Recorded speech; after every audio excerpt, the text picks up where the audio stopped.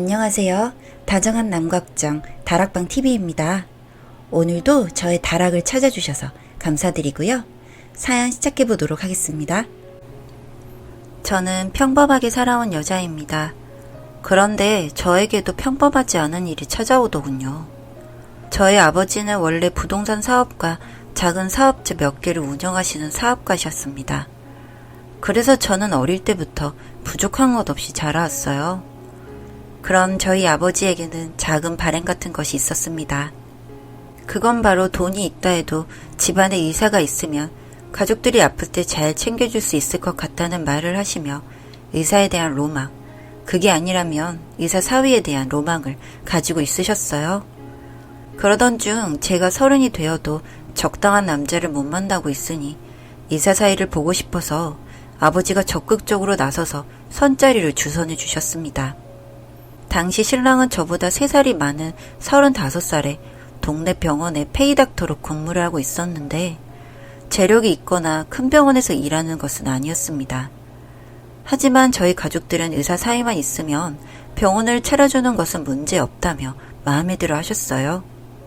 저도 처음에는 아버지의 권유로 만나게 된 거라 부담이 있었지만 저희 가족을 살뜰히 챙기는 그의 모습에 점차 마음을 열기 시작했죠.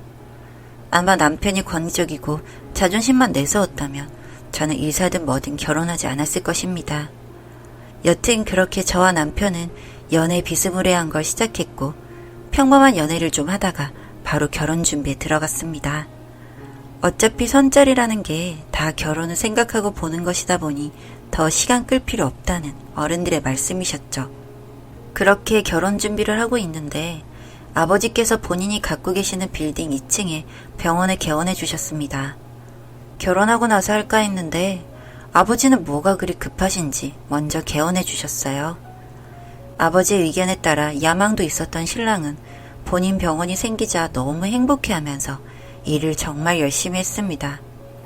야간 진료에 주말 진료까지 해가면서 정말 열심히 해나갔어요. 그렇게 저희 부부의 시간은 빠르게 흘러갔습니다. 10년이라는 시간이 지나고 나니 아이들은 어느새 초등학교를 다니고 있었고 그렇게 쉼없이 10년을 일할 신랑도 몸 이곳저곳이 고장이 나기 시작하더라고요. 옛말에 스님이 본인 머리를 못 깎는다는 말이 있는데 딱 그 모양새였습니다. 병원에서 엑스레이를 찍고 검사를 해서 본인 몸이 안 좋은 것을 알고 있었음에도 앉아서 진료를 보는 시간이 많고 별다른 운동도 하지 않다 보니 몸의 밸런스가 많이 무너져서 몸 자체가 스트레스를 많이 받고 있는 것 같더라고요. 그래서 제가 출산 후 살도 찌고 임신 우울증도 있었을 때 큰 도움이 되었던 필라테스가 생각이 났습니다. 제가 도움을 많이 받았고 건강도 많이 되찾았거든요. 하지만 신랑이 야간 진료가 있는 날도 많고 아무래도 필라테스는 남성보다는 여성이 많은 운동이다 보니 가능하다면 불편하지 않게 그룹보다는 개인 수업을 하는 학원을 찾고 있었는데 차로 10분 정도 거리에 적당한 학원이 있어서 신랑과 방문 후 등록을 했습니다. 처음 한두 달은 차라리 도수 치료를 받겠다며 학원에 가는 걸 꺼려 했었는데 3달쯤 지나니 적응이 된 건지 투정없이 학원을 잘 다니고 있는 신랑을 보고 신랑도 필라테스를 하고 몸이 덜 아파지니까 재미를 느끼고 있구나 하는 생각이 들었습니다. 실제로 허리가 아프다고 늘 말하던 신랑이 운동을 시작하고는 아프다는 소리를 덜 했거든요. 신랑이 야간 진료를 하면 대부분 8시에 퇴근을 하는데 수업을 마치고 집에 오면 10시가 넘는 시간이 되었습니다. 그래서 잠이 많은 저는 기다리지 못하고 자고 있는 경우가 많은데 자는 중에도 가끔 낯선 비누 냄새가 나는 경우가 있었어요. 병원 일이 바쁘고 시간이 없다 보니 사우나를 다녀왔나 생각을 하며 다시 잠에 들 때가 많았는데 하루는 딸아이가 신랑을 기다리고 싶다고 우기는 통에 함께 TV를 보며 신랑을 기다렸습니다. 제가 생각하기에 수업이 9시부터 있으니 집에 오면 늦어도 10시 30분 전에는 들어올 수 있는데 11시가 다 되어서야 신랑이 집에 들어왔더라고요. 그리고 또 하나 쎄한 마음이 들었던 게 필라테스 학원에는 샤워 시설이 없는데 약간 덜 마른 머리로 들어온 신랑의 머리카락이 눈에 보였고 굉장히 거슬리더군요. 여자의 촉이란 게 있지 않습니까? 갑자기 의심스러운 마음이 생겨서 신랑이 잠든 틈에 휴대폰 문자를 확인했는데 최근 기록이 카드 결제 기록인데 이상하게 그 전에 온 문자랑 10만원 정도 금액의 차이가 나더라고요. 카드 누적 결제액이 직전에는 10만원, 그 다음에는 5만원을 결제하면 15만원이 되어야 하는데 25만원으로 확인이 되니 결제를 하고 문자 내역을 지웠다는 생각이 딱 들더군요. 그리고 카톡을 들어가 보니 필라테스 강사와 카톡을 한 채팅방이 있는데 위의 내용들은 일상적인 존댓말로 대화를 나눈 부분인데 최근에 온 카톡 내용만 반말로 와 있고 심지어 다음엔 좀 더 늦게까지 놀다가 자기야? 라는 게 보였어요. 바보가 아닌 이상 이 남자 바람을 피고 있구나 모를 수가 없었답니다. 그 여자한테 쓴 카드 내용만 교묘하게 지워두고 카톡도 사담을 나눈 부분은 늘 지워뒀던 것 같습니다. 신랑이 대부분 주말에도 집에서 시간을 보내는데 어떻게 운동하는 시간 동안 바람을 필 수가 있는지 어이가 없어서 병원을 찾아가 봤는데 알고 보니 주 3회 야간 진료하던 걸 주 1회로 줄이고 야간 진료 시간도 마음대로 줄여뒀더라고요. 제가 그동안 아이를 케어하느라 신랑 병원에 관심이 없긴 했었지만 이런 부분을 마음대로 바꿔둬도 제가 모를 거라 생각했나 봐요. 저는 어릴 때부터 TV를 보면서도 남자가 바람을 피우면 꼭 헤어져야겠다 생각했습니다. 제 성격상 그런 일을 없는 듯 넘기면서 살 수도 없는 성격이었고 도저히 용서가 되지 않을 것이란 생각에서였죠. 그리고 그 생각은 여전했습니다. 화가 나는 마음은 우선 조금 눌러두고 저는 다음날 바로 변호사를 선임했습니다. 이혼을 하기 위해서였죠. 이런저런 상담을 받는데 변호사님이 이혼 소송에서 유리하게 하려면 아무래도 증거를 많이 모아두는 게 중요하다고 말씀하셨고 그 뒤부터 저는 증거를 모으기 위해 노력했습니다. 가장 먼저 신랑이 운동하는 시간에 필라테스 학원에 방문을 해보았습니다. 아파트 주변 상가 건물에 있는 학원이다 보니 복도 쪽으로 통유리가 되어 있는데 안이 잘 보이지 않도록 시트지가 붙여져 있었는데 시트지 틈 사이로 신랑과 필라테스 강사가 보이더군요. 그 둘을 촬영하기로 마음먹고 카메라는 댔습니다. 그 둘은 처음에는 매트에서 운동을 하다가 점점 스킨십이 심해지더니 키스를 하기 시작하더라고요. 저는 이를 놓치세라 바로 찍기 시작했고 이후로 사무실 안쪽으로 두 명이 사라지더군요. 그리고는 한참 뒤에 다시 나왔는데 그 둘의 옷이 아주 헝클어진 채로 나오는 게 보였습니다. 아주 즐거운 시간이었는지 둘이 도란도란 이야기를 나누며 정수기 앞에 가서 커피를 타먹으며 애정 표현을 하는 모습을 보니 치가 떨리더군요. 분명 안이 잘 보이진 않지만 매번 이렇게 행동하고 있었을 거라 생각하니 피가 거꾸로 솟구치는 느낌이었어요. 그런데 집으로 돌아와서 딸아이 얼굴을 보는데 갑자기 걱정이 되더라고요. 이혼을 하는 게 좋은데 소송을 하게 되면 딸이 알게 될 거고 그럼 안 그래도 예민한 편인 딸아이가 크게 상처를 받을 수도 있을 것 같다는 생각이 들었습니다. 이혼은 협의이혼을 하는 게 맞겠다는 생각을 하게 되었어요. 하지만 조용히 협의이혼을 할 필요는 없는 거잖아요. 딸아이는 알 수 없게 복수를 하기로 마음을 먹었습니다. 갑자기 드는 생각이 그냥 한자리에서 그 둘의 얼굴을 한번 보고 싶더군요. 그래서 마침 학원에 재등록해야 할 시기를 핑계로 삼아 삼자대면의 자리를 만들었습니다. 제가 외도 사실을 알고 있다는 걸 모른다고 생각을 하기 때문인지 신랑은 필라테스의 좋은 점에 대해서 멍청하게 떠들어대고 필라테스 강사는 신랑 몸의 변화에 대한 이야기를 하며 건강을 위해 장기간으로 꾸준히 학원을 다녀야 한다는 개소리를 하고 있더라고요. 뭐 어떤 면으로는 건강에 좋았을 수도 있겠네요.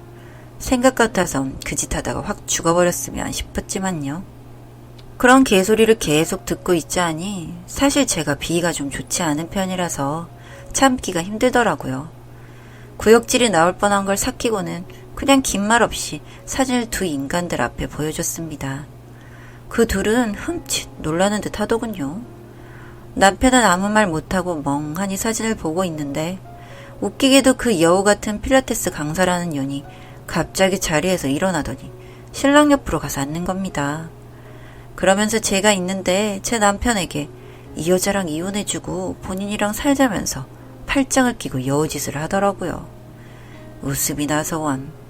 눈치도 없고 멍청한 그년 때문에 덕분에 둘이 살림까지 차리고 살고 있었다는 사실까지 알게 되었습니다. 그 여자가 뭐가 신났는지 아주 입으로 줄줄 내뱉더라고요. 그년이 이미 남편이 자기랑 살려고 자신에게 작은 원룸도 얻어줘서 같이 살고 있다는 말까지 하고 있는데 갑자기 남편이라는 인간이 계산이 끝이 났는지 어쨌는지 저에게 와서 제 팔을 잡고 빌기 시작했습니다. 여보 미안해. 내가 잠시 미쳤나 봐. 나 이 여자한테 마음 준 적 없어. 그냥 새로워서 그냥 몇 번 그런 것 뿐이야. 우리 집에 가서 이야기하자 여보. 라고요. 위에서도 말씀드렸다시피 제가 비위가 좀 좋지 못해서요. 제 팔을 잡는 남편 손도 소름이 쫙 올라오더라고요. 그 팔을 뿌리친 후에 친정아버지에게 전화를 드렸습니다. 아빠, 부탁이 있어서 전화드렸어요. 아빠의 그 잘난 의사사위가 이제 병원 그만하고 싶다고 그러네. 아, 갑자기 왜 그러냐고? 아니, 힘들다기보다는 그냥 배가 불러서 그런가 봐. 이 사람 딴 년이랑 바람났어. 그래서 이제 그 여자랑 소박하게 먹고 살고 싶다고 하니까 우선 아빠 건물에서 병원을 내놔주세요. 자세한 이야기는 가서 말씀드릴게요. 여기까지 했더니 남편이 아주 죽는다고 난리더군요. 옆에서 그녀는 자신이 사랑했던 남자가 자기를 내친다는 게 믿기 어렵다는 듯 벙쪄있고 남편이라는 놈은 저에게 무릎을 꿇고 바짓가랑이를 붙잡고 안 놓고요. 조용히 그만하자고 했습니다. 딸에게 적어도 부끄럽지 않은 아빠로 남긴 해줄 테니까 조용히 입 닥치고 정리하자고 했습니다. 그 길로 집으로 돌아와서는 남편의 짐을 다 싸서 그 강사가 운영하는 학원으로 퀵을 보냈고 집안 정리도 빠르게 마쳤습니다. 그 사이 남편은 무슨 낯짝인지 친정 아빠에게까지 찾아가서 빌면서 용서해달라고 했다네요. 아니, 뭐 아빠가 용서해준다고 달라지나요? 내가 지랑 못 살겠다는데. 여튼 그 이후로도 밤낮으로 저와 저희 가족들에게 빌어대는데 너무 귀찮네요. 본인도 이제 알았겠죠. 본인이 누리던 것들이 전부 다 본인 것만은 아니었다는 것을요. 뭐 그래도 전문직이니 어디 가서든 먹고는 살겠지만요. 여튼 제가 계획했던 것과는 다르게 이 인간이 바람을 피운 주제에도 조용히 합의혼을 안 하더라고요. 생각보다 너무 오래 질척거릴 것 같아서 결국 이혼 소송 중입니다. 위자료와 양육비와 관련해서 소송이 진행 중이고 패소하더라도 돈에는 미련 없으니 신랑을 괴롭힌 걸로 충분할 것 같지만 뭐 돈도 받는다면 더없이 좋은 일이겠죠. 그리고 멍청한 필라테스 강사년한테는 상간녀 소송을 같이 진행 중인데 이제서야 잘못했다고 문자에 전화가 오지만 다 지난 일, 이제 와서 무슨 상관이겠어요? 이혼에 대한 귀책 사유도 신랑에게 있음이 명확하고 상간녀까지 본인이 상간녀라고 인정하며 이야기해둔 녹음 파일이 있다 보니 소송은 저한테 유리한 쪽으로 흘러가고 있고요. 이래저래 오만꼴 딸아이에게 보이고 싶지 않아서 저와 딸은 본가로 들어갔습니다. 현재 제가 살던 그 동네에는 이미 저희 신랑과 필라테스 강사의 불륜이 소문이 쫙 돌고 있다고 하더라고요. 그러게 제가 조용히 끝내자고 했을 때 끝냄 좋았잖아요. 그나마 그 동네에 필라테스 학원이 많지 않다 보니 그런대로 장사가 잘 되던 학원이었는데 이후로 수강생이 확 줄어들어서 결국 지금은 학원 문을 닫았고 신랑은 의사 면허만 있지 다시 일할 병원도 정신도 없어서 어떻게 살지는 모르겠네요. 이 소송 끝에 결국 묻게 되는 건 저 하나겠지만 왜 이런 무의미한 소송들이 진행되어야 하는지 알 수가 없네요. 전 남편도 그 상간녀도 제발 정신 차리고 살았으면 싶네요. 뭐 둘이 계속 죽고 못 살아서 살 줄 알았더니 그건 또 아닌 거 보면 왜 그 잠깐의 불장난을 못 참고 사단을 만드는지 인간이란 게 많이 배웠다고 해서 바보짓을 안 하는 건 아닌가 봅니다. 제 이야기 들어주셔서 감사합니다. 저는 이제 딸과 잘 살아보려고요.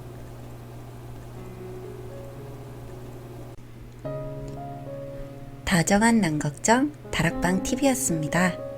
다락방 주인에게 구독과 좋아요, 알림 설정으로 응원해주세요.